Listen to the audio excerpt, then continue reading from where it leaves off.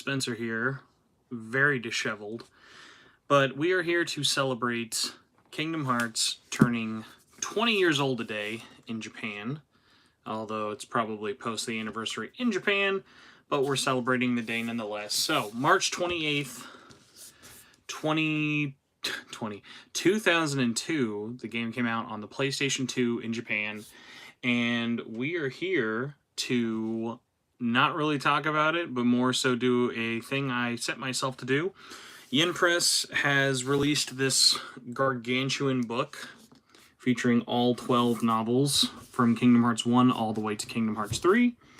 So we are going to read them out loud. I say we, it's just going to be me. I've got a lot of drinks and a lot of water to get through, and we've got some music we're going to play in the background. And yeah, I have chat up. So chat, if you have anything you want to talk about or have any Kingdom Hearts questions. This is just a marathon of how much can one man read Kingdom Hearts within 2.5 hours or so. So, without further ado, the car alarm's going off. That's a great sign. And if you may be wondering why I'm like off camera, weirdly tilted, this is a novel. Wow, thank you, car alarm. With not a lot of pictures. If there are pictures, I will show them. Just keep going to the other... There we go. If there are pictures, I will show them. But for the most part, it's just going to be face-reading book while music is playing. Hello, Demi Crow. Is this going to be on Audible? I would actually love it if I ever could do a Kingdom Hearts audiobook. I don't think that would ever happen. So here we are. Starting like page 1 of a 1,000+ page book is very intimidating. Kingdom Hearts, the complete novel, collector's edition. Written by Tomoko Kaneko. I'm going to blow this one. Kanemaki. Illustrations by Shiro Amano. And original concept by Tetsuya Nomura. Published by Yen Press. Oh my gosh, there's a lot of words here. Oh, these are all the credits for all of the books. Well, considering I don't think we're actually going to finish Kingdom Hearts 1 tonight, I'm pretty optimistic in our chances here. Kingdom Hearts 1, the complete novel. Don't need to read the chapters. Hubba hubba. All the chapters for all the books. Here we go. Some more art. Let's dive in. Okay, we're good on battery. Oh, just kidding. More art. But hey, Amano's art is like so gorgeous. Honestly, like him working on the manga when I read the original Tokyo Pop versions were so incredible for me at the time. But yes, now we are actually starting part 1 of Kingdom Hearts 1. Don't be afraid, but don't be afraid. Your heart is the mightiest weapon of all. Remember, you are the one who will open the door to the light.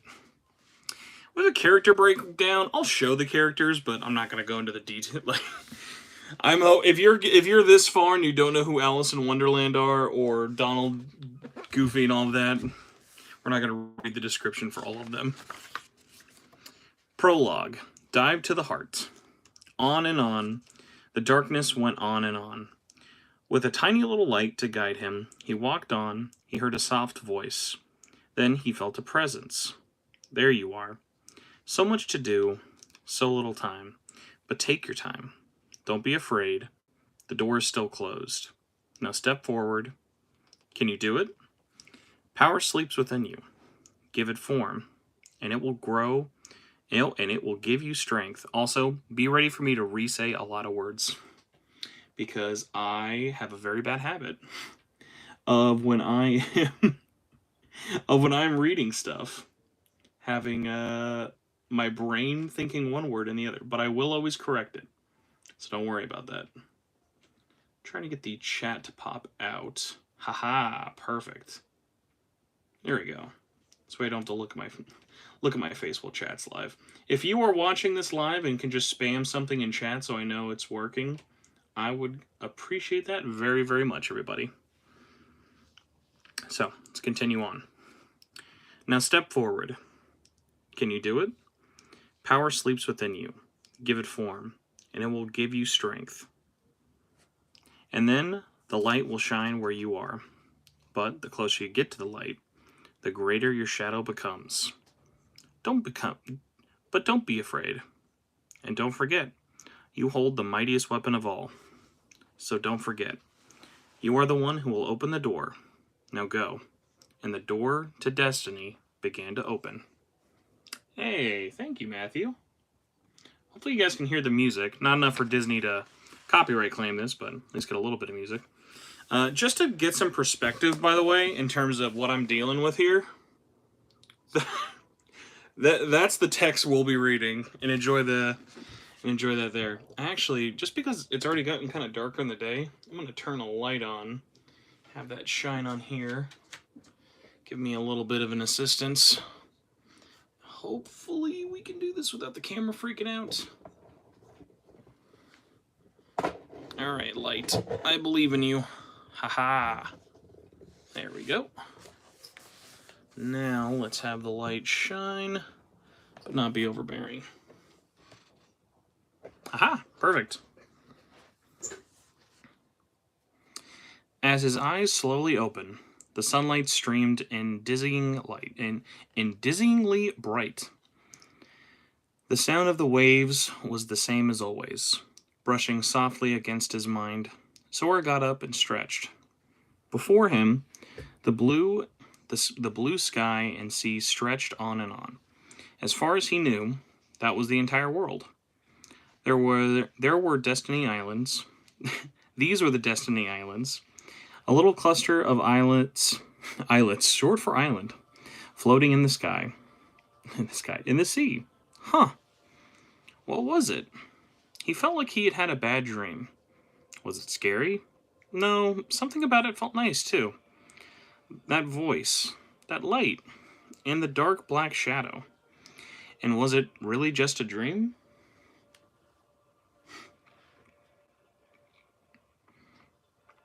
Sora.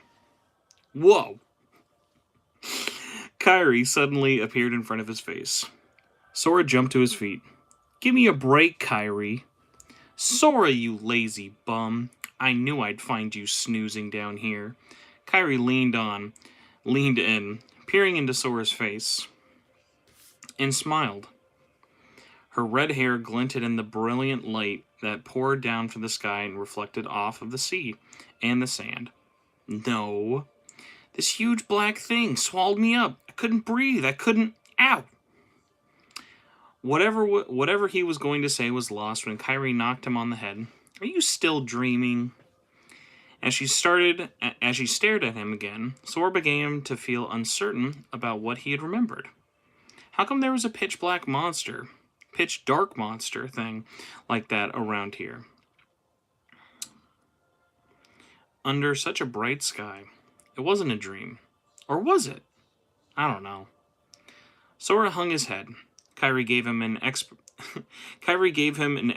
exasperated look and walked down to the water's edge. Turned away from him, she felt a little bit too distant somehow. He didn't know what to say to her, but as he hesitated, Kairi looked back with a smile. We better start working on it. Riku's forgot who's talking here. It's very interesting. Like this just kind of like gives you quotes, but you don't know like who's doing what. We better start working on it. Riku's getting annoyed. Huh? Startled, he turned and Riku was standing there holding a log and scowling. So, I guess I'm the only one working on the raft? It was a fairly heavy log. Riku tossed it to Sora with a shake of his silver hair. Ack! Sora fumbled to catch the log. Riku turned to Kairi. And you're just as lazy as he is. So you noticed. Kairi grinned and began ambling towards the inlet. Okay, we'll finish it together. Race you. Laughing, she took off at a run. Huh? Seriously? Sora hurried after her. And then Riku. Ready? Go! Kairi was already running, but at her words, when the other two broke into full speed, the sun was still high. There was plenty of work ahead of them.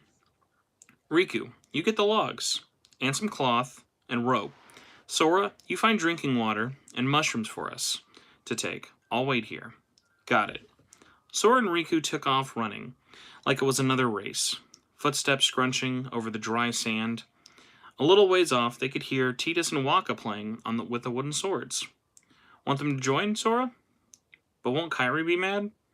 Sora threw that out as an excuse. The truth was, he couldn't win against Riku, which made it hard to be interested. Don't worry about that. Riku thumped him on the back and ran towards Tidus and Waka. Ah, geez. On this little island, pretty much any game the boys played was something competitive, and the perennial favorite was sword fighting. Waka, a few years older than everyone, acted like a teacher. Could not have guessed that in the game. Just recently, Sora and Riku had become good enough to beat him once in a while. That's so funny to think Waka was like the best one, but I mean, out of Tidus, Waka, and Sophie, that kind of makes sense. Let's see. Just recently, okay, we already got there. They were about even with Tidus. Here I come. Tidus closed down on Waka. Go, boys, go! Selphie was hopping up and down, making an outward curl at the end of her hair, bouncing time. I'm not done yet. Not doing Waka's impression. I'm not done yet. Waka's voice rang out over the sound of wood striking wood, and Tidus' sword flew off his hand. Aw, nuts. Tidus dejectedly plopped down on the sand. Riku picked up the sword that he had fallen some distance away and turned to Waka. My turn. Hey, give me a little breather here, said Waka, scratching his head through his bandana, and tossed the stick over to Sora. You take him on this time, Sora. But Kairi will be upset. You're wide open. As Sora stood there, trying to get out of it, Riku leaped in with an attack. Hey, no fair. Fights don't have to be fair. Sora dodged his strike with a jump and finally grabbed the sword. There wasn't any getting out of it then. All right, come get me. Riku smirked like he knew he hardly had to try. Sora couldn't stand it. Here I come. The wooden swords met with a clank. Sora threw himself into fighting just like Waka had taught him, swinging straight at Riku from over his head. Clank, clank, clank, over and over. Sora's style mainly involved staying on the offensive. Ugh! That's it, Sora. Just keep going. Push him right into the water. Just as Waka cheered him on, Sora made a huge swing. Ouch. The sword leaped from Riku's hand and spun into the air, then landed point down in the sword. Wow! Tidus yelled. Breathing hard, Sora held out his hand to Riku, who had fallen on his rear. That's a butt. Let my guard down. Or I'm just way better than you, Sora grinned and pulled Riku up to his feet, then took off towards the hill. Race you to get all the supplies. All right. Riku replied, dusting off his sword, ran to the other direction. Hey, a race to get what? But Waka's questions went unheard, because they weren't invited.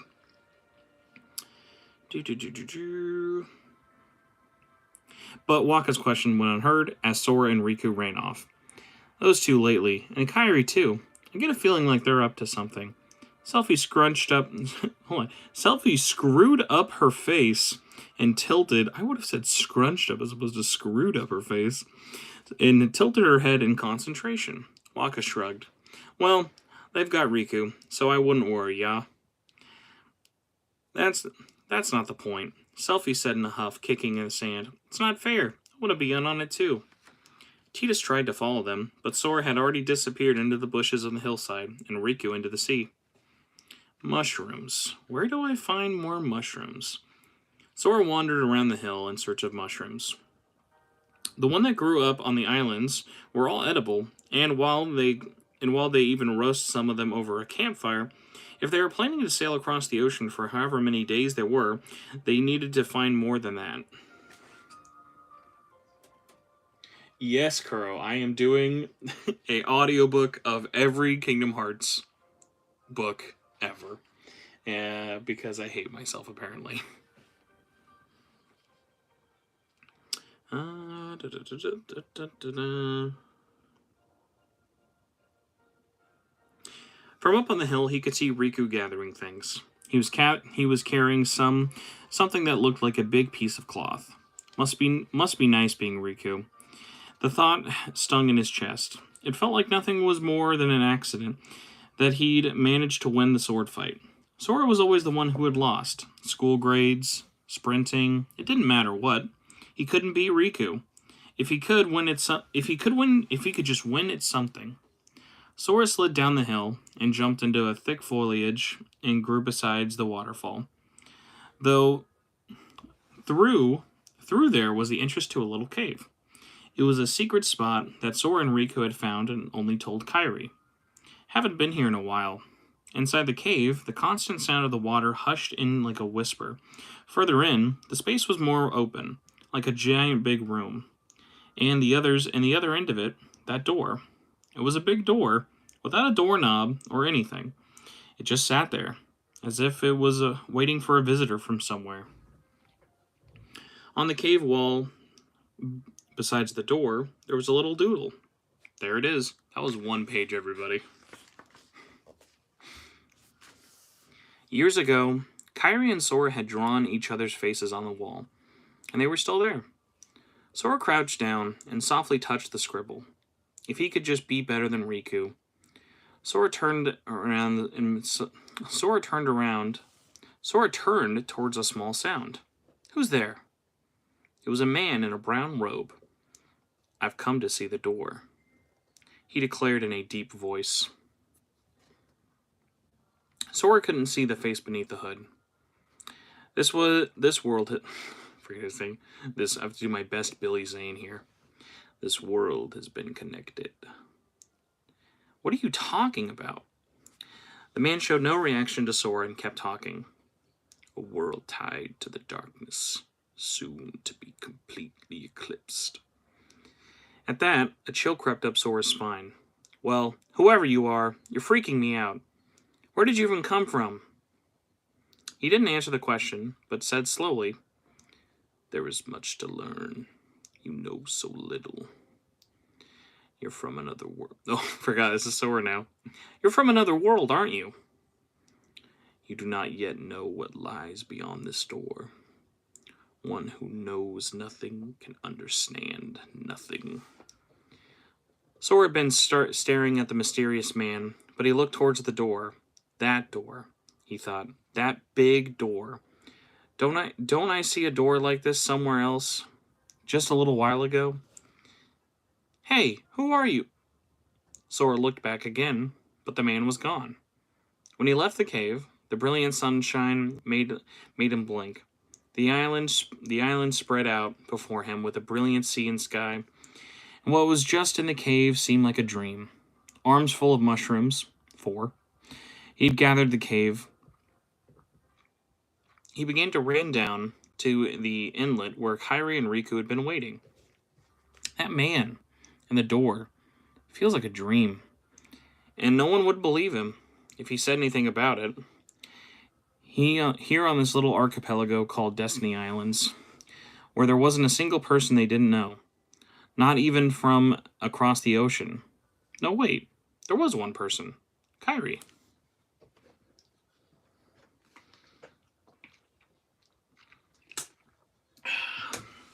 You know what I just realized while I'm doing this?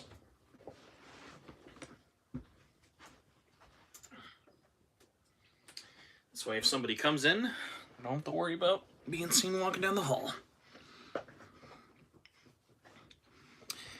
She came from across the ocean. People said, Kairi came from another world across the ocean. Somewhere we've never seen or even heard about. That's why we're going to find. Sora, you're late. Sorry, it was hard to find enough mushrooms. Winded from running, Sora held the stockpile of fungi hated the fungi to Kairi. Don't know why Sora and fungi make me laugh for no reason. As soon as he saw her face, the incident with the strange man was gone from his mind. Kairi and Riku were standing beside a soaring tall tree trunk. Wow, you really found a lot, huh? Not bad for you. They both laughed, relieving him of the armful of mushrooms. Right, Sora. This looks like a good sail, don't you think? Said Riku. Sora looked up at the cloth and the big tree trunk like a flag. Where did you find a piece that big? Oh, nowhere. Riku shrugged and smiled, and then began to climb the trunk. If there was a storm, we'd have to climb up the mast and lower the sails. I know that. Kairi watched their back and forth, giggling. The three of them were building a raft, a nice big one. A raft that would take them to worlds they'd never seen before. They lashed several logs together with some rope, and stood up the trunk of the tree for a mast. Then the sail went up to make the cloth that Riku had found, flapping the sea breeze. She looks seaworthy already, Kairi exclaimed. Riku leaped down to the mast. Yeah, on this, we can go anywhere we want, he said, gazing into the distance. Beyond us, perfectly smooth horizon, the sun was sinking low. The sky shifted from the clear blue to deep crimson. Hey, Sora, he said, looking at the mast. We haven't given our ship a name yet. Huh, right, we should. Kairi looked up at the mast, too. A sail like that is sure to catch the wind. The sail hung quietly over them, the sail that would fill the wind and take them gliding over the sea. What should we call her? At Kairi's prompting, Sora mentioned that the name he'd been thinking of all day. How about the High Wind? The High Wind? Riku softly repeated it. When the winds are high, she'll take us as far as we can go. Pretty good, right? Said Sora. Riku gave him a nod. The High Wind it is. I kind of like how this gives it more context for the High Wind than the game. I was always like, why are we calling this the High Wind?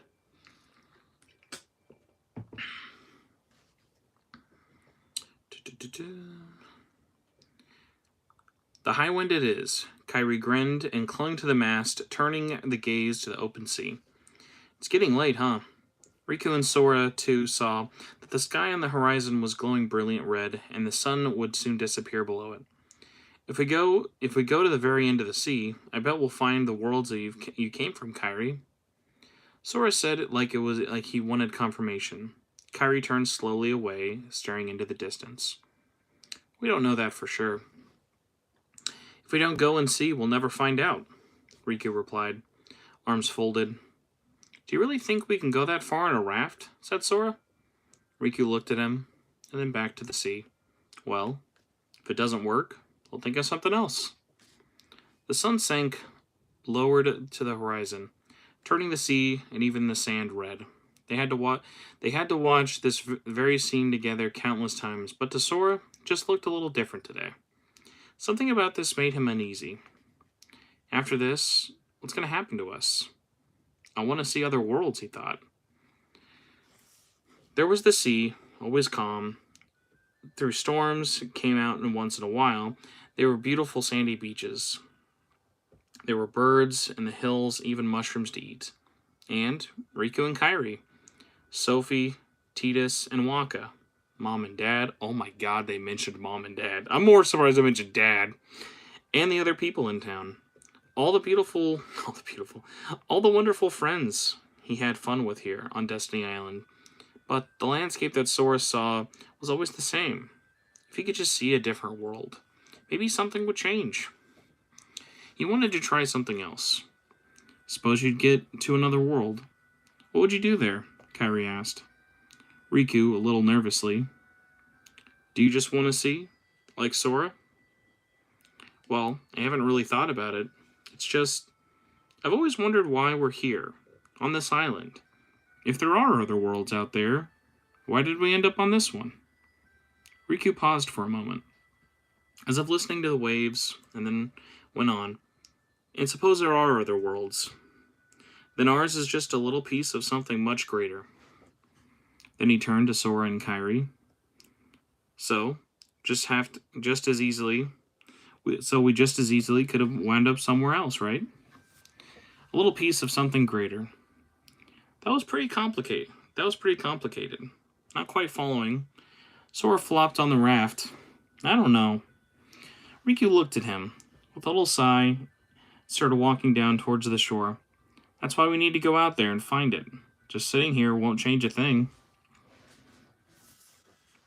Sora turned to the sea, his eyes following Riku. It's the same old stuff, and I want to go. You've been thinking a lot lately, haven't you, Kairi said softly. Thanks to you. If you hadn't come along, I probably never would have thought of any of this. Riku turned away from the setting sun to look at her. Thanks, Kairi. These words sounded more earnest to Sora than anything he had ever heard. He felt his heart skip a beat. You're welcome, Kairi said with a shy laugh, turning to the sea again. Well, guess I better get going. You two shouldn't stay out too late either. Riku took off for the pier at a brisk pace, as if suddenly embarrassed by what he had said. Staring after him, Kairi said in a tiny voice, You know, Riku's changed. What do you mean, said Sora. If there's anything different about Riku, he couldn't tell. It seemed like he was the usual Riku to him. Well, You don't think so? Nope, it's just you. Kairi looked a little sad at that, but then she blurted, Hey, let's just take the raft and go. Just the two of us. She peered at Sora with a mischievous grin. Huh?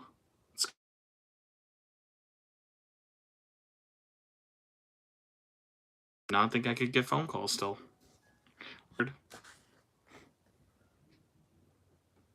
Alright.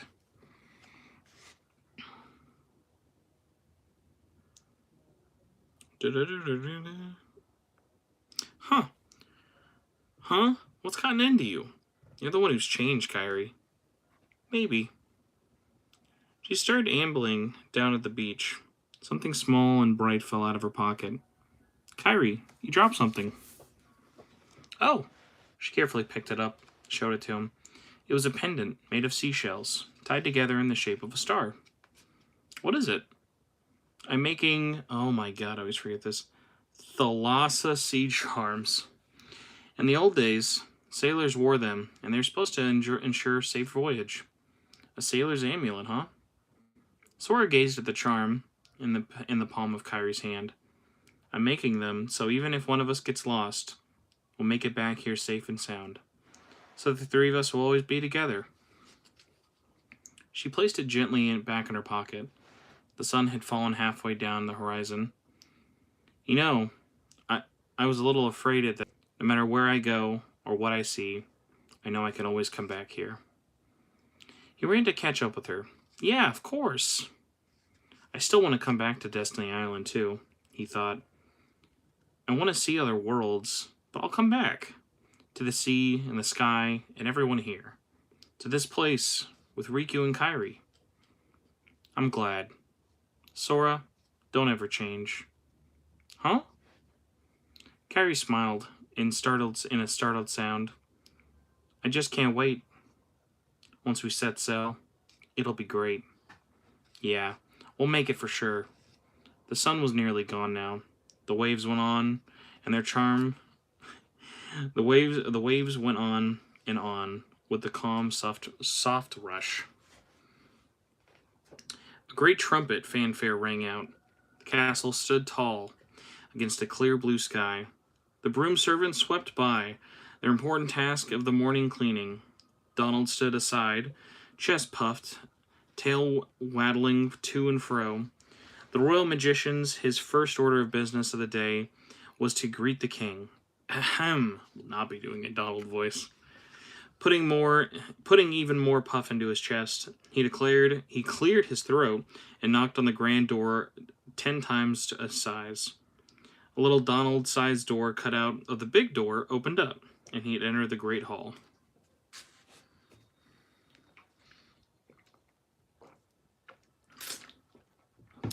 How am I on page 15 and I'm already this tired? Oh my lord. Here in the bigger room in the castle was the king's throne, and Donald walked up to the long red carpet. Good morning, your majesty. It's nice to see you. Just says quack. The king should have been sitting there, but the throne was empty. Instead, the king's dog Pluto poked out from behind it. Pluto? Hearing his name, Pluto trotted up to Donald. He held a white envelope in his mouth. Quack. Pluto had held his hand out, waiting for Donald to take the envelope. Frowning, Donald did, and opened it up in a single sheet of notepaper. The moment his eyes took in the writing, it's quack.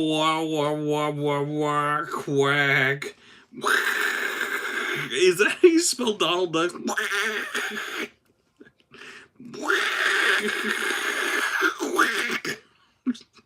What a horrifying way to read it and spell it. Donald ran out of the Great Hall, shouting all the way, Donald. So sorry, this is Mickey now. Donald. I could try a Mickey. I could try to really curse Mickey. Donald, sorry to rush off without saying goodbye, but big trouble's brewing, and there's no time to lose. I'd better leave right away. The stars have been blinking out one by one, and that means disaster can't be far behind. I hate to leave you all, but I gotta go look into it. As the king, I'm asking you and Goofy to do something.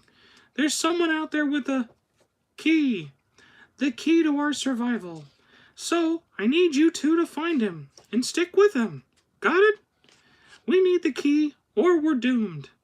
Go to Traverse Town and a man named Leon. He'll point you in the right direction. P.S. Would you apologize to Minnie to me? Thanks, pal. Woohoo! That was the note he had left behind. A very important letter from the beloved king and their dear friend. If this was all true, things were serious. That strange problem with the stars vanishing from the night sky and the disaster on the way. Did this mean the king had gotten involved in something dangerous? Donald hurtled down the hall and out to the gardens. There he would find Goofy, the captain of the Royal Knights. Captain Goofy, this is bad. I don't even know if he called him Captain Goofy. Goofy was sound asleep. Donald tried to wake him, to no avail. Goofy! His shouts echoed at the peaceful courtyard, but Goofy didn't stir. Now, totally out of patience, Donald snapped his finger and yelled, Thunder! A little cackling bolt of lightning struck the end of Goofy's black nose. Oh, yeah? Goofy blinked a few times and finally saw Donald. Hey there, Donald! Good morning! Nice weather, isn't it? Donald cut him off of his carefree hello. We've got big problems. Problem? Now don't tell anybody. Anybody tell them what? I'm telling you, it's top secret, Donald said, flapping his arms. Goofy wasn't quite grasping the urgency of the situation. He slowly stretched and looked at Donald. Queen Minnie? Not even the Queen. Daisy? Definitely not Daisy. Good morning, ladies. Goofy looked past Donald, flailing and nodded. Finally, realizing what Goofy meant, Donald turned to see Queen Minnie and his girlfriend Daisy. What's all the commotion, Donald? God, we have this again.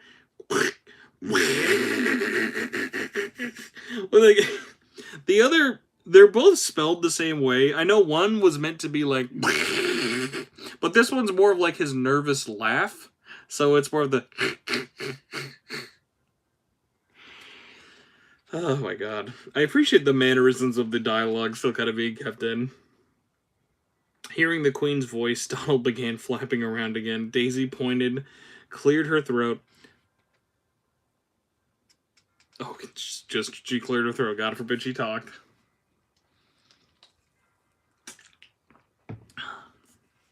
The castle bell chimed the hour. Donald, Goofy, Daisy, and Queen Minnie were in the king's room, deep in a serious conversation. That's how it is, said Donald after explaining to the others. Oh dear, what could this mean? Daisy worried. It means we'll have to trust the king. Oh god, does Daisy actually say something? I might be added. It means we'll have to trust the king, Minnie replied softly. Gorsh, I sure hope he's all right, said Goofy, unhurled as usual. Donald kicked him in the shin and spoke with determination. Your Highness, don't worry. We'll find the king and this key. Thank you. Daisy, asked Donald. Can you take care of the queen? Of course. You be careful now, both of you. With the scatterbrain like Donald for a boyfriend, Daisy herself was quite steady. She'd be able to protect the castle and the queen in their absence. I feel like this is the first description of a character we've had who's like not Sora, Donald, or Goofy. Which is odd because it's Daisy, who we'll probably never hear from again. Oh, and Donald. Take him with you. The queen gestured towards him, but Donald didn't see anyone. Who? Then Donald saw him, hopping up and down. Over here! Him? He was much smaller than Donald or Goofy. He wore a tiny suit and a silk hat, which he politely doffed and bowed to them. Cricket's the name. Jiminy Cricket, at your service. And Jiminy sprang up to Donald's hat. I'll just stay nice and quiet like this. No worries. With that, Jiminy jumped into Donald's pocket and made himself at home. I forgot that, yeah, he technically was on Donald before Sora.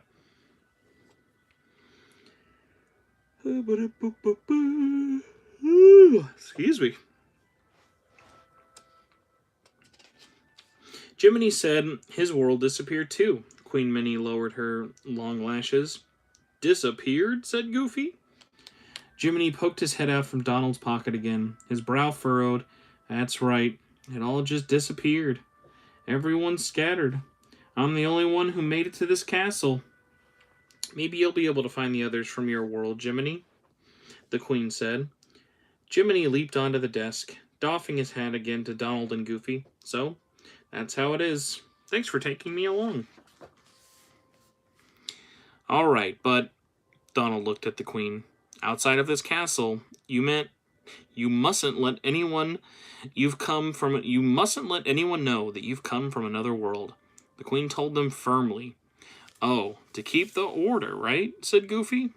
Right, to maintain the order of each world, Donald replied. It's a closely guarded secret that there are other worlds, or that he could leave Disney Castle to travel to other worlds. If the secret got out, other people might try to go between worlds willy-nilly, and the world order could break down. A heavy silence settled into the room. The Queen spoke brightly to dispel it. Your gummy ship should be ready soon. We hope for your safe return. Please help the king. Donald saluted with his hand to his breast. Goofy returned the salute to see him off. You're coming too. He grabbed Goofy by his arm and dragged him out. The gummy ship factory was at the end of a long spiral staircase, and it wound down beneath the castle. Puffs of steam rose chugging, clanking machinery in the middle of it. Little orange rocket ships sat waiting for Donald and Goofy. There was only one kind of vessel capable of flying between these worlds, a gummy ship. A great big magic hand was readying the ship's departure, giving it a final inspection. Donald ducked to launch crew, he said in a big pipe, and his voice quacked through the control room. Is she ready to go? The two crewmen saluted in return. The one in the black nose was Chip, the designer, and the one with the red nose was Dale, the mechanic. Chip pulled the big lever in the control room, and the whole factory began to groan. What's going on? Goofy wondered, just as the big magic hand picked him up. Here? Be quiet, Donald snapped, and another magic hand grabbed him by the tail. Jiminy nearly fell out of his pocket, hanging to the silk hat and clinging to Donald's hem for dear life. Maybe go a little easier? Just as Goofy said that, they plopped down into the cockpit. Pluto must have been following them for some time. He's jumped in too. That's kind of interesting. I don't remember them actually showing Pluto. I'm a sucker for context, though. Pluto, Donald explained. Pluto barked in reply. The cockpit smoothly closed for the four of them inside, and the door to the factory opened. The gummy ship slowly rose into launch position. Gorsh, I'm kind of nervous, said Goofy. Hush, it's going to be fine. Just as Donald scolded him, the gummy ship reached its mark. Queen Minnie and Daisy had come to see them off. Please, help the king and the worlds. The soft plea didn't reach the cockpit, but Donald gave a thumbs up to the and God forbid the wink and a wink to the Queen and Daisy. The engine started with a bump or a boomf, and the little ship shook. Blast off! Donald pointed to the track ahead, but the arrows pointed down. A hole in the floor opened up and sucked the gummy ship. It kept falling and finally popped out on the other side of Disney Castle upside down, then righted itself and sped into the stars. Lightning flashed, and nearly the same moment, rain came pouring down on the roof. Rain? Sora sat up and looked out the window. His house was on a bigger island, a little ways off from the small one where him and his friends always went to play. A little house in a little town. That was where he lived. Since he came home, he'd been spacing out, staring up to the ceiling, thinking about what had happened today and what was going to happen soon. The rain started to come down. Showers after sunset were rare here. The ocean was usually calm. Excuse me. But once in a while, there were downpours of storms. Still. Lightning flashed again. Sora could tell. It's coming from our island. He jumped out of bed. Sora took his kid-sized rowboat and hurried to their island. No, we don't get we don't get the one line from Sora's mom. Sora, dinner's ready. Oh my God. There was a nice big reef surrounding it, so anything less than a hurricane wouldn't cause much damage. But at the moment, there was a raft to worry about. If the raft got swept away, luckily the waves weren't very high yet. The raft would be okay if he just tied it, and if he tied it good and tight to a cocoa yum tree. They're not coconuts; they're cocoa yums. Learning very important Kingdom Hearts lore here, everybody. Let's see. The cocoa yum tree. Rolling thunder enveloped the island. Sora looked up to the starless night to see a ball of darkly glowing energy floating in the air. What's that? When he climbed onto the dock, he saw that there was two small boats. Riku and Kairi are here? He ran in from the dock to the beach, but there was some shadow that rose up from the ground, blocking his path. What's going on? He swung his wooden sword around, and it felt like he hit something, but the shadow didn't go away. Where it says it felt like he hit something, because when you hit them with your wooden sword, it's okay, whatever. They just keep coming. Sora gave up in trying to beat them and ran along the beach looking for Kairi and Riku. The wind swallowed up his voice as he shouted their names. At the waterfall, he paused and looked around. Then he saw it. In front of the bushes that hid the path to their secret spot, there was a big white door. What? Suddenly he remembered the strange man that he'd met in the afternoon, soon to be completely eclipsed. No way, Sora thought, but he was definitely saying something like that. Anyway, I have to find Riku and Kairi. Holding the shadowy things at bay with his wooden sword, Sora looked around again. Riku! He could see Riku standing in the darkness, facing the sea. His silver hair whipped in the howling wind. Sora ran to him. Where's Kairi? I thought she was with you. Riku slowly turned. The door has opened. Riku? Something wasn't quite right about him. He was different. And what was this about a door? He didn't mean that white door. Or, the door is open, Sora. Now we can go to the outside world. Riku said in a rush, excitement in his eyes. What are you talking about? We've got to find Kairi. Kairi's coming with us. Riku shouted from the top of his voice. Once we step through, we might not be able to come back. But this might be our only chance. We can't let fear stop us. I'm not afraid of the darkness. As he went on, eerie dark energy gathered above his head. Riku? Let's go, Sora.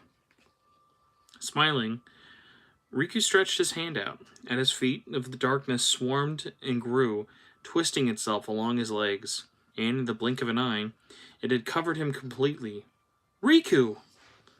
Sora tried to run away, but when he stepped into the darkness, it began twisting up his body too. Smiling in the midst of the darkness, Riku called his name, Sora. But Sora couldn't reach him. Riku was fully engulfed by the darkness, just as Sora was about to be swallowed up too. A light shone from inside it, drove it away. For a moment, Sora had shut his eyes against the brightness. When he opened them again, there was a giant, shining key in his hand. A voice echoed, Keyblade. Donk donk.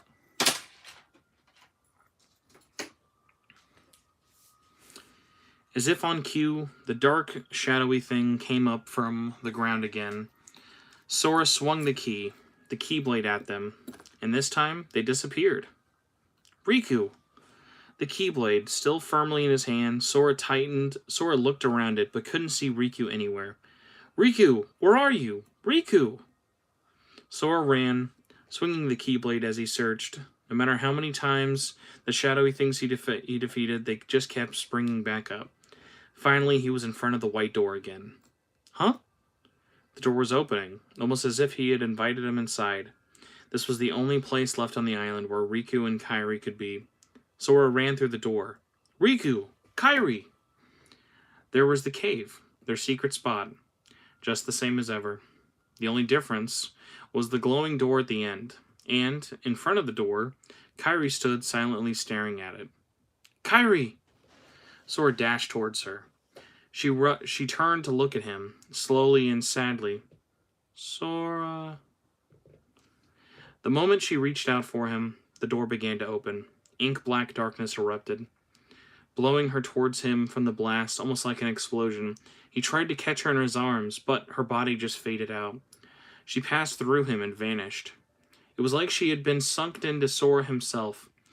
He called her name, but with the huge rush, Sora and the door and the island were all hustled away in the wind.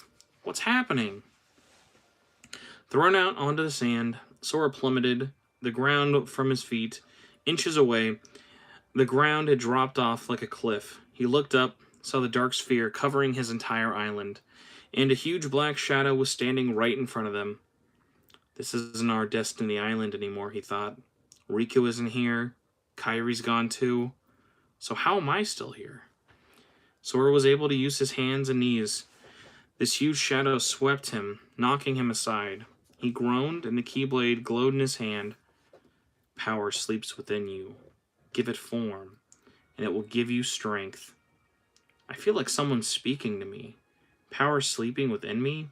I don't have any power. I can only just barely beat Riku. So how? No matter where I go or what I see, I know I can always come back here. But Kairi disappeared. Riku too. And now even the island's about to disappear. Can we really ever come back here? All three of us? Make it so that three of you can always be together. Sora thought Kairi's smile. Kairi and Riku and me will always be together, so we can come back here. The Keyblade shone brightly and was reacting to Sora's emotions. There's no way I'm going to lose. So I can go to other worlds, so the three of us can run along the beach together. He stood up, took a huge leap, and his attack became trails of light that wounded the shadow. Yeah, I won't lose! 2, 3 blows from the Keyblade he wielded, and wounds made the light kept appearing from the giant shadow. You're not going to beat me.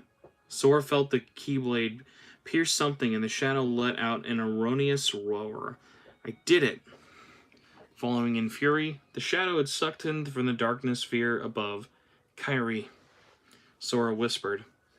Before he could say another breath, the sphere raged and howled, swelling up and dragging what remained of the island along with Sora.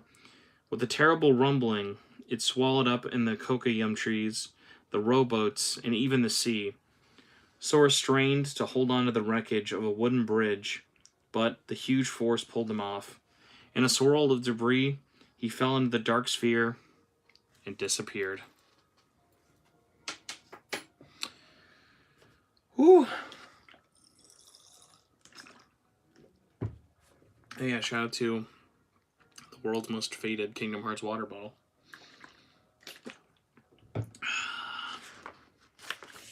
Chapter 2. That was only one chapter, everybody.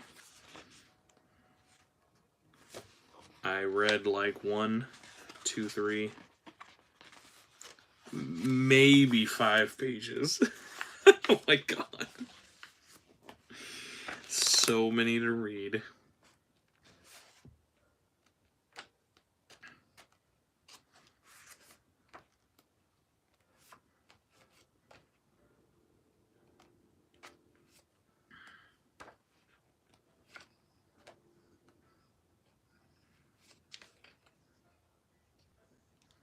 Trying to think.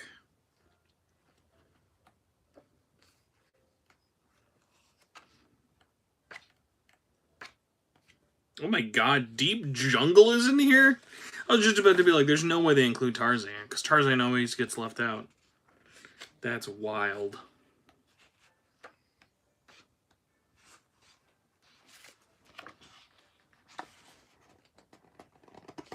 Okay, we'll do this. I will read until the end of Traverse Town, because my throat's actually getting a little scratchy, and I gotta do a Soul Hacker stream soon.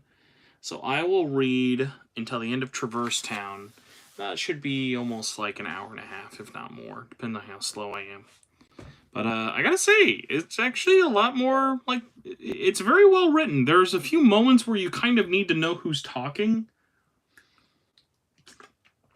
I cannot imagine you'd buy this if you're not already a fan of the series, so. The town had greeted everyone warmly. This was Traverse Town. It was full of people who had nowhere else to go, who had their homes or who had lost their homes to strange events. Donald, Goofy, Jiminy, and Pluto had just arrived in the gummy ship. The man the king had mentioned in the letter, the one he knew about the key, was supposed to be here somewhere. Donald took this lead, his webbed feet smacking the cobblestone. You know, maybe we better find Leon, said Goofy, following behind him. Pluto brought up the rear. Do you think this is a big city? How should I know? Goofy made a tiny sigh and looked up at the night sky. It looked pretty much the same as it did before from Disney Castle, which made him feel like it was just a bit better. With that, the stars going out, the king disappearing, and the key, well, there's just a lot Goofy didn't know. And a lot that made him uneasy. There was one star sparkling more brightly than the others. What kind of star could it be? Just as Goofy thought, then it happened. Donald! Donald looked up where Goofy was pointing. Look! The star's going out! The star's light sputtered and vanished. They really are going out. Goofy had heard of it in the castle, but this was the first time he had seen it happen. It was something. It's the kind of thing you couldn't really believe until you saw it yourself. He thought of what King had said in his letter, big troubles brewing. And it really was true. The stars were going out. This couldn't mean anything good. Donald and Goofy exchanged glances, not glasses, glances, and started walking faster through town. Come on, Pluto, Goofy called. But Pluto was busy sniffing around. He followed a scent into the back alley. There was hardly any light, but Pluto kept tracking further in. In the dim alley, lit only by a faint moonlight, there was a boy, sprawled out onto the ground. Pluto trotted up to the boy, tail wagging, licked him on the nose. Sora groaned in his eyes. When he came into focus, wasn't a sea in front of him or the sky of Destiny Island, but a place he'd never been before. And a dog? What a dream. Right. This has to be a dream. I've never seen anything that isn't a bright sunny island. He began drifting off again. Pluto jumped on his stomach. Oof! This isn't a dream! Sora stood up, rubbing his eyes and looking around. He was still the same totally unfamiliar scene. The night sky spread out above him like it did over Destiny Island, but it looked a little hazier. There's one than the one he had remembered. Oh boy. Sora helplessly turned to the dog. Hey, do you know where we are? The dog wagged his tail and scampered away. Hey, wait! Sora began to chase the dog, but he must have to run down another alley. Sora couldn't see him. He came to the wide open spot of the town square and looked around. There were lots of people here. Oh boy, all 5 of them. After all, going to and fro in the square. This is weird. Am I in another world? He felt like he'd gotten lost in a fairy tale. There's nothing like this in Destiny Island. A town square laid with cobblestone, lit by lanterns. So after he'd sucked into the sphere, somehow he'd made it to another world. But what about the island? And Riku? And Kairi? Where the heck am I? He thought. Just then, the keyblade gleamed in his hand. He couldn't do anything about the shadowy things with a wooden sword, but he could beat them with the keyblade. He told himself that maybe he'd be okay. Well, I don't know. Maybe someone. Wait, what was that? Sora tried talking to the funny-looking creature in the middle of the square. Where am I? Kupo. The funny-looking creature with the red pom-pom sprouted from its head and looked up at him. I'm Sora. I just woke up here. I'm Kupo. Well, that's weird it talks. I'm Kupo, the Moogle Kupo. So, Kupo was its name, and Moogle was its species. If Sora was making that out correctly. Shadows destroyed my home. I've got nowhere to go, Kupo. There were shadows after you, too? Sure there was, Kupo. The pom-pom swayed. Kupo hung his head. Wow, so it wasn't just Destiny Islands? Kupo didn't seem to want to talk anymore, so Sora walked away. You new around here? Replied an older woman. Where am I? Sora asked again. This is a place where people end up when they have nowhere else to call home. Traverse Town. I'm from Destiny Islands. What about you? The woman just smiled softly. You shouldn't ask people that here. We all have painful memories. Jesus Christ. I wish that was in the game. Then the shadows got your... Don't ask such... Oh, hold on, here we go. Don't ask such rude questions, she said, sorrow in her eyes. Now maybe the owner of the accessory store can tell you what you want to know. She pointed to the store, up some steps from the square. Okay, thanks. Sora ran across and leaped up the steps. In the sky above, another star went out.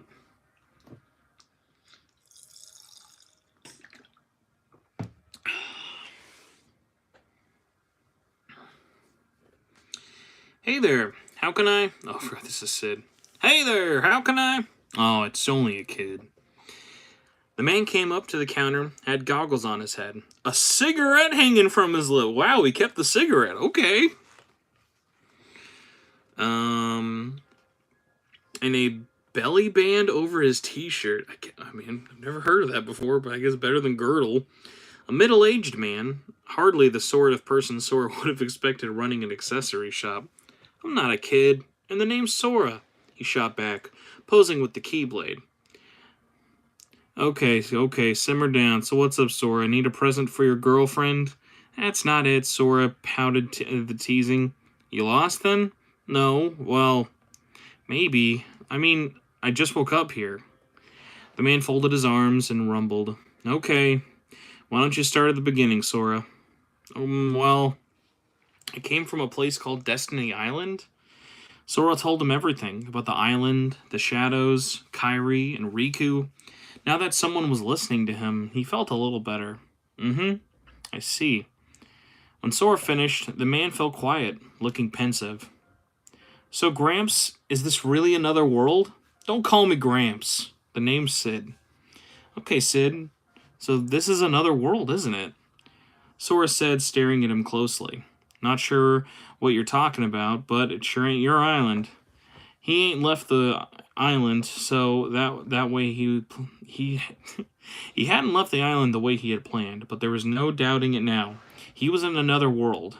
So where could Riku and Kairi have ended up? And everyone else on the island. Yeah. Hey Sid, do you think Kairi and Riku are here too? Couldn't tell you, Sid frowned. I better start looking for them. With that, Sora was more determined, and gave Sid a brash grin in return. Well, good luck with whatever it is you're doing. If you ever run into trouble, you can come to me. I'll look out for you. Thanks. Man, I wish that entire conversation was in Kingdom Hearts now. Holding tight to the Keyblade, Sora nodded and rushed out of the shop. Sid rested his eyebrows on the counter and stretched out to make sure Sora had shut the door behind him. The Keyblade. So that's the key, huh? He mumbled to himself. Maybe I better tell Leon. I'm sure it would be nice if there were here somewhere. Sora ran through the town from people who had lived here and told him it was a pretty big place. The part where he woke up was the first district, beyond was the second, and then there was the third district. And there were lots of other worlds that had been swallowed up like Destiny Island. There must have been more worlds like Traverse Town that were still safe from the shadows. So, meant Kairi and Riku maybe were in different worlds. Sora thought with a sigh. He ran up and down the streets, alleys, and emerged in front of a big door. Hey, you look like you're new, said a boy who came out through the door. It's kind of dangerous, though, here. Be careful. Dangerous? Said Sora. Had the boy come from another world and been swallowed up by the shadows, too? From what he had seen in the first district, this definitely didn't seem dangerous at all. Go see for yourself. There have been a lot of newcomers today, though. Did the shadows take over another world? Shadow questioned, newcomers? You mean there are people besides me who showed up today? Yeah, looks like I saw a couple in the second district through the door. Kind of weird-looking pair. Thanks. Hey, be careful. Maybe it was Riku and Kairi. Hope swelling up in his chest, Sora opened the door to the second district. On the other side was a narrow street. Kairi! Riku! He shouted. No one answered. He kept walking, a little let down. Right in front of him, a man turned around the corner and fell over. Whoa! Are you okay? Sora went to help him, but the man's chest began to glow with a red light. A glimmering heart-shaped thing floated up and was sucked into the shadowy orb that appeared in the air. Was that the same sort of shadowy orb he'd seen on the island? Without thinking, Sora held the Keyblade out ready to fight. The orb took on a humanoid shape for an instant, then disappeared. And then the black monsters came out from the ground. These things were on the island. It was the same as the little shadow he had fought from before.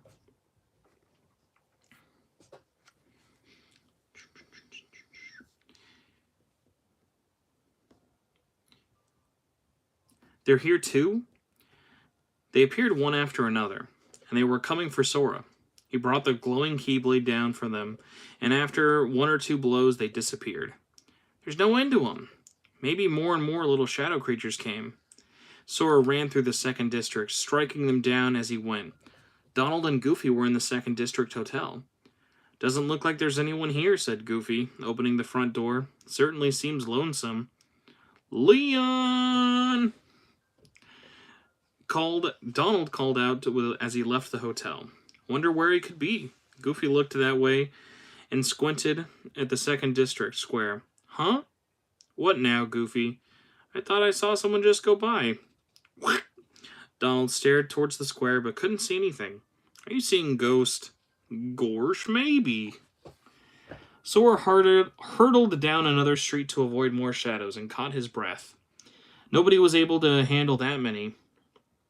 He stretched out his arms and took a deep breath. To win, you have to start with a clear head. Then you can outweight your opponent. That's what Waka said. I'm okay. I won't lose. Sora opened the door to the third district.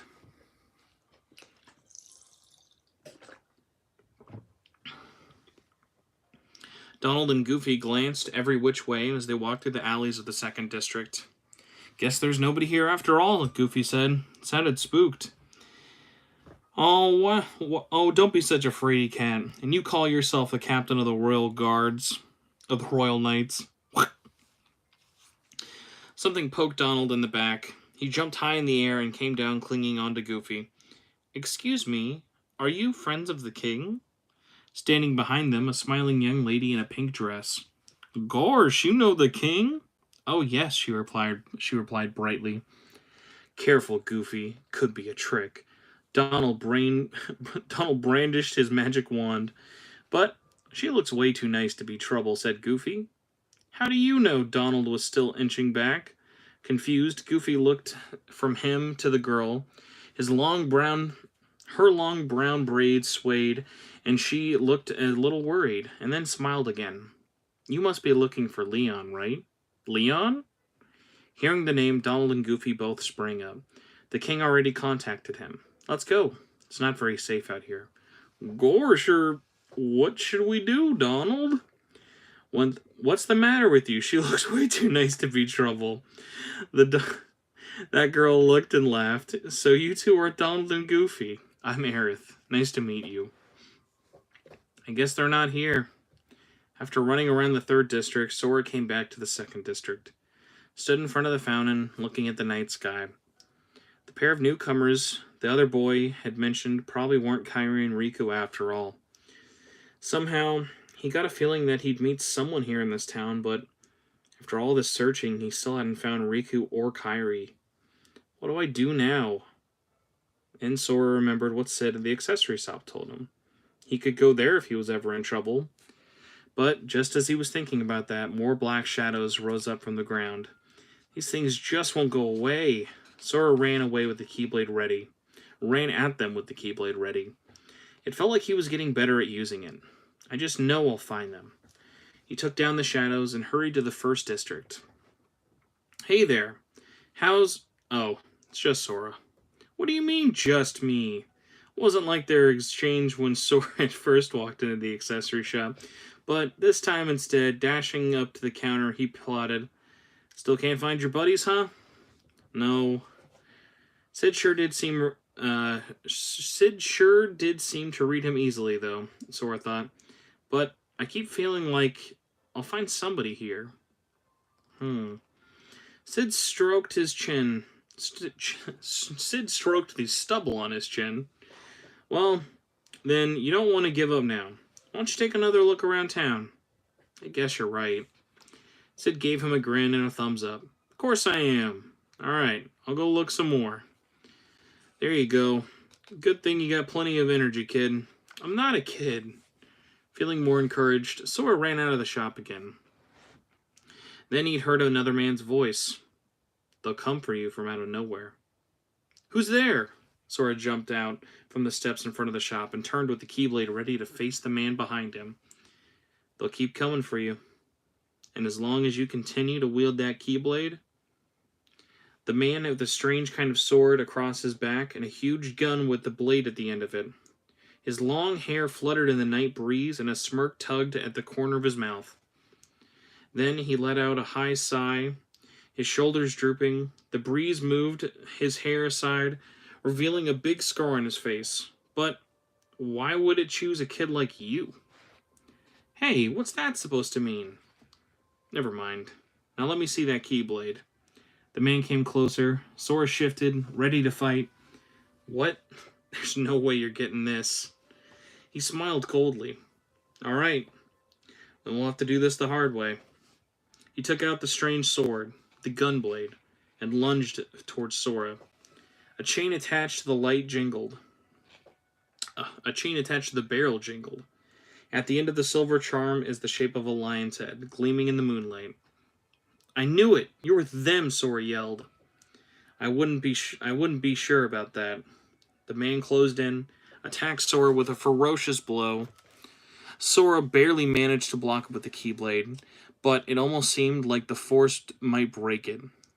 He was stronger than anyone Sora had ever fought before. Stronger than Tidus, Waka, or even Riku. You're not bad, the man remarked, smiling and leaping back. From just one attack, Sora was out of breath. Maybe you're no match for someone like this. Maybe he was no match for someone like this. So, how about this? The gunblade came at him from the side. Sora dodged by a hair's breadth. Nearly defeated by the man's speed, his invincible smirk made Sora feel like he was being toyed with. I'm not done yet. This time, the gunblade rained down blows from above. Clang, clang. Sora could feel the impact right through his keyblade, all the way to his bones. Groaning, he jumped back, dodging again, and then rushed in to attack. Yeah! He attacked up from below, and definitely made contact, but you really aren't done, huh? A blow came down hard onto Sora's head, knocking him back, and then he wasn't sure what happened, but it felt like he was thrown into the air for a long time, and he could see the night sky drifting peacefully above. He fell flat on his back, and his head met the cobblestone with a thump. Everything went black. Woof! The man shouldered his gunblade. From behind him, he heard someone applauding. We lucked out finding it here, huh, Leon? He turned, and a black-haired girl was standing there. She shrugged and grinned.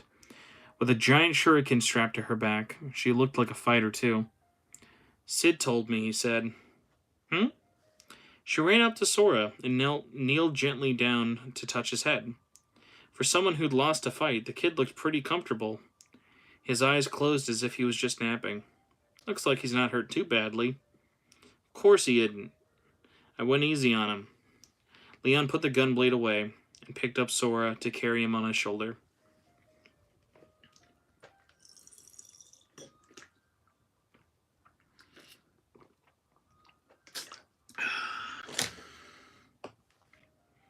His head was spinning, and hurt a little too. Huh? What was happening? Come on, you lazy bum. Wake up. It was Kyrie's voice. Sora regained consciousness. Kyrie was staring into his face, looking worried. Finally. You okay? I guess. He sat up, slowly trying to focus on Kyrie. Was he dreaming? Those creatures that attacked him were after the Keyblade. The creatures that attacked you were after the Keyblade, but it's your heart they really want, because you wield the Keyblade. I'm glad you're okay, Kyrie. Sora sighed in relief. Now they just had to find Riku. Kyrie? Who's that? I'm the great ninja Yuffie. Huh? Sora looked closer at the girl in front of him. Her hair did look like Kyrie's, except it wasn't the same color. And her face was different, too. Yuffie turned towards the man behind her. I think you might have overdone it, Squall. It's Leon. It was the man Sora had fought with in the square. He stiffened. We're not the bad guys. Take a look around, Leon said reassuringly. Where? It looked like they were in a room in a hotel in the 2nd district Sora had seen. The bed had just woken up, was nice and soft, and next to him was a cool, damp towel they must have been using to ice his head. The Keyblade rested against the wall. We had to get that Keyblade away from you to shake off those creatures, Yuffie said. Turns out that's how they've been tracking you. It's the only way to conceal your heart from them. Leon went on. Conceal his heart? Sora looked up at him. Once you lost consciousness, they lost track of your heart. But it won't work for long. Still hard to believe, out of all the people that are chosen. Leon picked up the Keyblade, swung it in the air, sparkled and vanished from Leon's hand, then reappearing in Sora's. Well, I suppose beggars can't be choosers. None of this is making any sense, Sora complained. What's going on here? Leon and Yuffie looked at each other. Back in another room, Donald and Goofy listened to Aerith, patient and serious. When they had been looking for Leon before, there hadn't been anyone around here, but now they could hear people in the next room, too.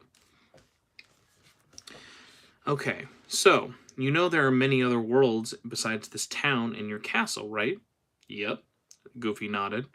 But they're supposed to be secret. That's right. They've been secret because they've never been connected. Until now. Aerith looked down sadly. When the Heartless came, everything changed. The Heartless? Said Donald. Maybe you haven't seen any yet. Dark, shadowy creatures. Those are the Heartless. She stood restlessly. Do they look like ghosts? Yes. They're like ghosts that live in the darkness. Pacing slowly, she paused in front of the window and looked at the city lights. The darkness in people's hearts, that's what attracts them. And there's darkness within every heart. Well, not ours, said Donald, hopping to his feet. Aerith shook her head. Even a little fear is enough to turn a heart to darkness sometimes. She looked as if she'd remembered something painful, then smiled as to shake off her own darkness. Have you ever heard of a man called Ansem? Ansem? Goofy cocked his head and exchanged glances with Donald. Neither of them had heard a name like that. He was studying the Heartless. He recorded all of his findings in a very detailed report. Gorsh, can we see it? Goofy held out his hand, but Aerith shook her head. The pages are scattered everywhere. Scattered? Said Donald. Across many worlds. Aerith sat down on the bed again. So these Heartless things came, and the worlds were connected. And the stars started going out. There's a report about the Heartless, and the king left. Donald thought aloud. So, Goofy pounded his fist into the other palm. Oh, then that's where maybe the king went to find the report. Yes, that's what I was thinking too, said Aerith. We've got to find him, quick.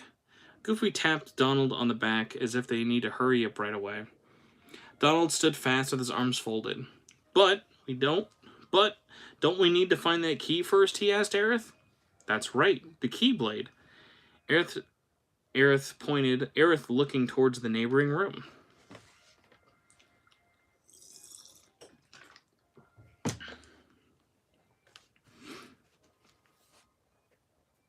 So, this is the key. Sora held the Keyblade, staring at it. Exactly, Yuffie nodded. The Heartless have a great fear of the Keyblade, said Leon. That's why they'll keep coming after you no matter what. Well, I didn't ask for this, Sora protested. The Keyblade chooses its master, and it chooses you, Yuffie poked at the Keyblade.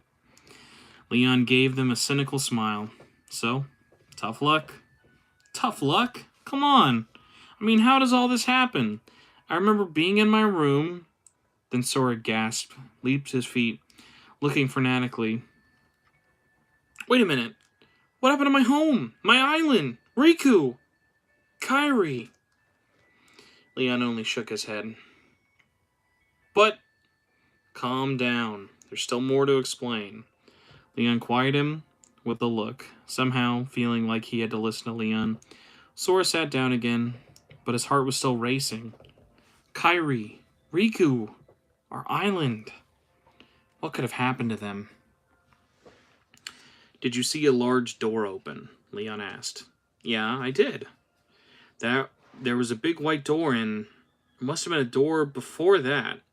Each world has a keyhole, and each keyhole is connected to the heart of that world. The heart of a world? No one knows what heart of a world looks like yet, but the Heartless come in search of the keyhole. Leon pushed his hair back and glanced towards the neighboring room. The Heartless enter through the keyhole and do something to each world's core, said Yuffie, peering closely at Sora, poking the Keyblade. And then what happens? Sora asked. Darkness comes out of the keyhole, and that world disappears. What? Sora jumped again, staring at the other two. The big door and the darkness that poured forth of it, the collapsing island. Like our world? That's right, Leon said gravely. That's why you have to lock the keyholes. Sora weakly shook his head. But I have to find Kairi and Riku. The worlds that get destroyed are scattered across the worlds. Yuffie told him gently. So, while you're visiting other worlds, maybe you'll find your friends. At that, Sora looked up. Maybe.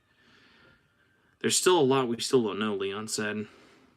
Okay, so I have to lock these worlds, right? But how do I get... Sora trailed off. They felt a strange presence. Leon! Yuffie pointed at the corner. A shadow had appeared there. A heartless... Yuffie, go! Leon shouted. She took the shuriken from her back and dashed out the neighboring room. Sora sat there with a bewildered... Let's go, Sora.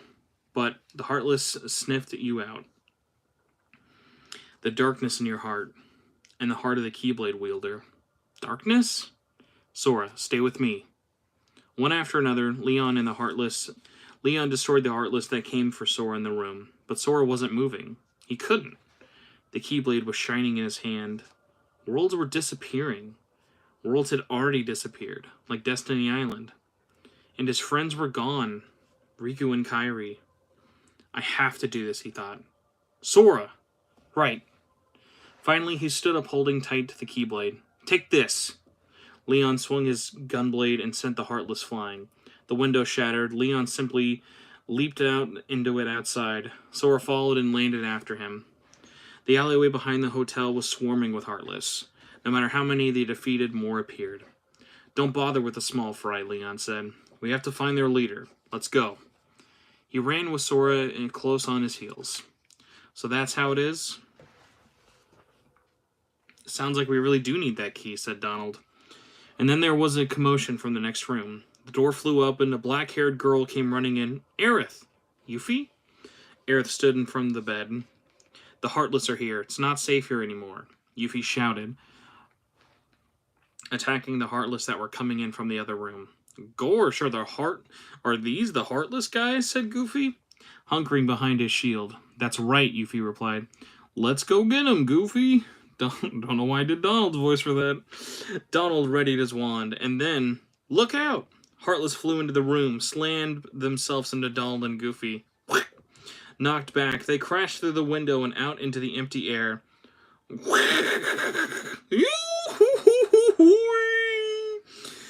Their howls echoed the city. Hearing the old shrieks from overhead, Sora looked up for just a moment. What? Ow! Oof! Donald landed tail first on top... Wow, we're doing this in the second district. Okay.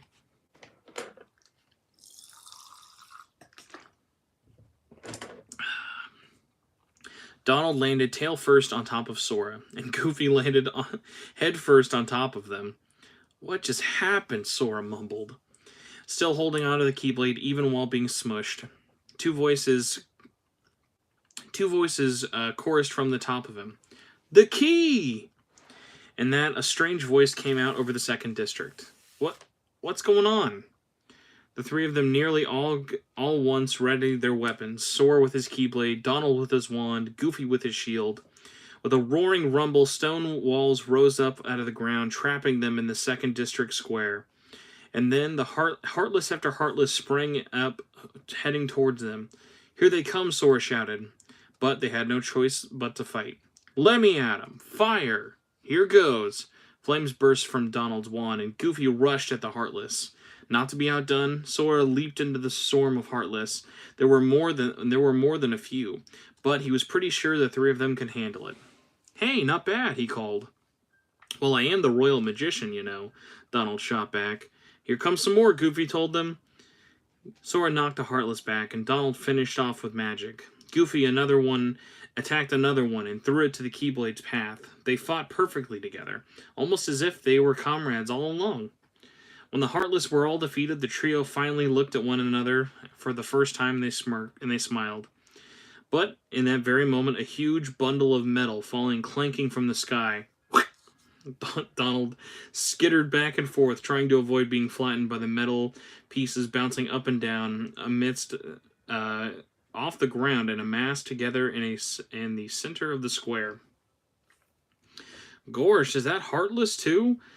Goofy said, huddled behind the shield. Sora nodded. I bet this one's their leader. A helmet landed on top of the suit of armor. Sora, Donald, and Goofy were confronted with a giant Heartless, the guard armor. Do you think we can beat it?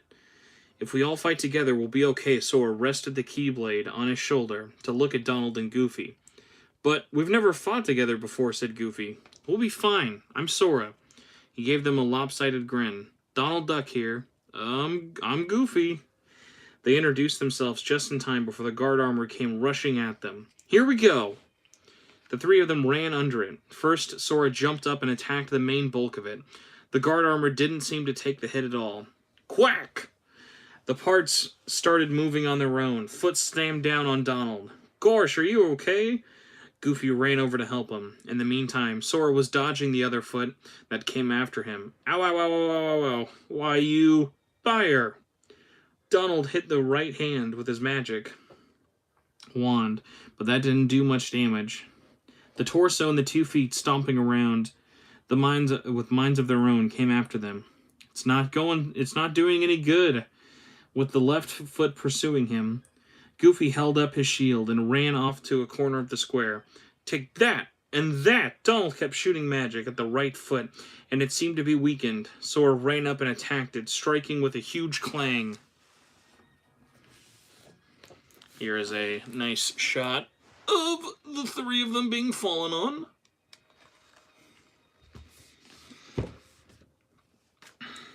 I got it. If we're gonna beat this thing, we have to gang up on one part at a time, he shouted, wailing away at the right foot. Goofy came dashing out of the corner. Wahoo! Fire! Goofy's shield dealt a heavy blow, and a hit from Donald's magic exploded on its target. There we go! As Sora pumped his fist in the air, the right foot burst apart. Now, the left foot. They concentrated their attacks again, he said, and this time easily disabled the left foot. Wah-wee! That was pretty good, Goofy yelled. And this time he rushed towards the guard's armor. The guard armor's right hand. It was spinning around, which made it so much harder to hit. The three of them together took it out, and the left hand, too. Now it's just the torso. Donald attacked the torso with a barrage of magic. Goofy leaped up to hit it with his shield. At this point, all they could do was wear down the guard's armor. The guard armor's strength. Take this! Sora took a flying leap and struck the torso. The guard armor fell like a marionette with its strings cut. Is that it? Quack, quack, quack. Donald kept attacking the immobilized guard armor, and then a big heart plopped out of its torso. Huh? All three of them watched. The guard armor dissolved into little sparks, and light disappearing. All right, we won! Sora jumped on Donald and hugged him. What? We did it, cried Goofy, and did the same. Smushed between them, Donald let out a noise. Not too shabby, Sora. Sora looked up to see Leon standing atop the wall. Well, I didn't beat it myself, you know. Sora smiled, speaking over Donald's head.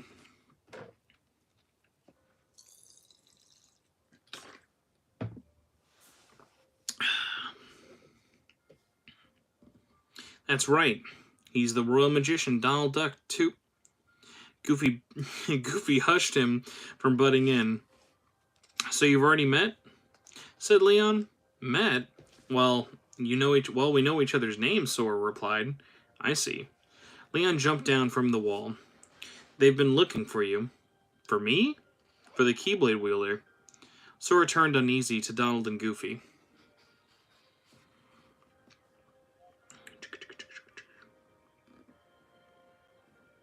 Hey, why don't you come with us? Goofy said, taking a step towards Sora. We can go to other worlds on our vessel. Other worlds? We're looking for the king, Goofy explained. I wonder if I could find Riku and Kairi. Of course, said Donald. Sora looked at Leon, hoping this for some kind of advice. Sora, go with them, especially if you want to find your friends. Yeah, I guess. Could he really find Kairi and Riku? And he had been fighting along these two so well, but could he keep doing that? Anyway, it was really just about the Keyblade. Wait, no.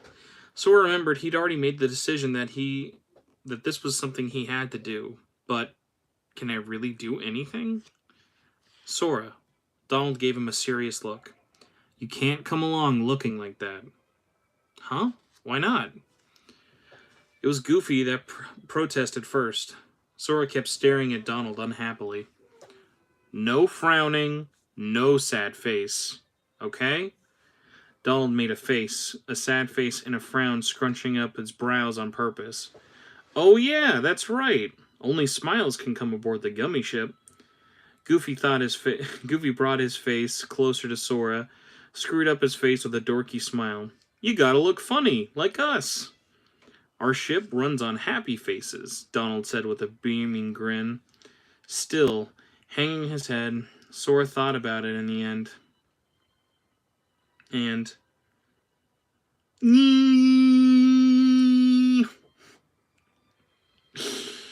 He made his eyes pop, his smile as wide as he could. Donald and Goofy burst out laughing. Yeah, like that, Sora. But that face is too funny. Goofy was rolling on the ground laughing. Seriously, even Leon cracked a wry smile. Okay, I'll go with you guys, Sora said with a real smile. I'm gonna find them. So let's do this right. Donald Duck. He holds out his hand. The name's Goofy. He placed his hand on top of Donald's. And I'm Sora. Finally, Sora did the same, adding his hand atop theirs. All for one and one for all. Goofy's voice rang out. With no Heartless for the moment, Traverse Town felt a little quieter, but friendlier. So, if any trouble, just come back here, Leon told Sora and the others once they were preparing to leave. Got it, Sora replied, smiling. And we might hear from the king, said Donald. Aerith nodded. Besides, we still haven't found the door in Traverse Town. As long as the door stays unlocked, the Heartless will probably keep coming. Even if they do, there's nothing to worry about with Yuffie on the job, Yuffie grinned. Well, just make sure you find that door before you come back, said Leon. Sora nodded. Aerith took a step closer, looking a little worried.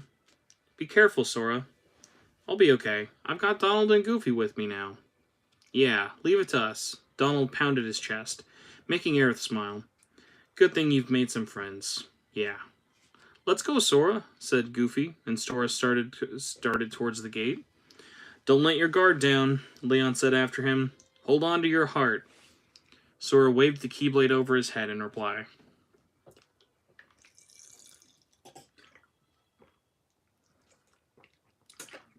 Oh, my lord. A mysterious space opened up outside the gate, and a little spaceship was there to meet them. Not quite an airplane, not quite a submarine. This is our gummy ship. Come on, let's get going. Donald apparently prepared to hurry, but before the moment, Jiminy came out of his pocket. Aren't you forgetting someone? Ah! Startled by Jiminy, Sora fell back on his behind. The name's Jiminy Cricket. I'll be going with you too. Gee, you surprised me. I'm Sora. Nice to meet you. Sora got up and held out his hand, and Jiminy took hold of his fingertip to shake. Likewise, I'm sure. I'll stay on the ship and watch over things. So, is everyone ready? Ready. We got plenty of items and snacks and accessories too. Goofy thumped his chest. Well then, let's be off. There must be some pretty big adventures coming your way. I'll be there to help you on your journey. Thanks, Jiminy. Jiminy politely doffed his hat and bowed, and jumped into Sora's pocket this time. Okay, here we go. Let's hurry up and find the king. Donald headed towards the ship. And I'm gonna find Kairi and Riku, said Sora, following him. Goofy came after them, and we gotta lock the keyholes too. So, together they took off into the ocean between, to unknown worlds. Oh my lord. That's a lot of talking for 94 minutes. But it made some good progress. And we got to Alice in Wonderland. So, everybody, thank you for watching In and Out. Or if you watch this in a not live format, I hope you enjoyed this. Let me know how I did. This was my first time just reading a book on stream. Should also probably promote the book one more time just in case. So if you would like all 12 Kingdom Hearts novels in book form, Yen Press is the publisher. I cannot recommend this enough. This has been a very good book so far. And a really good localization, honestly. But yeah. Happy 20th anniversary, Kingdom Hearts. I know I look like crap. I hope you enjoyed listening to this nonetheless. Thank you if you watched. Thank you if you popped in. And I will see you next time for Soul Hackers tonight. Or if you're watching this later, part 2, question mark. But there will be a regular episode of Reconnect, a Kingdom Hearts podcast, next time with a real guest. It's just a lot of games have been coming out. A lot of busy work. Hopefully you understand. Thanks again, everybody. Have a good rest of your night.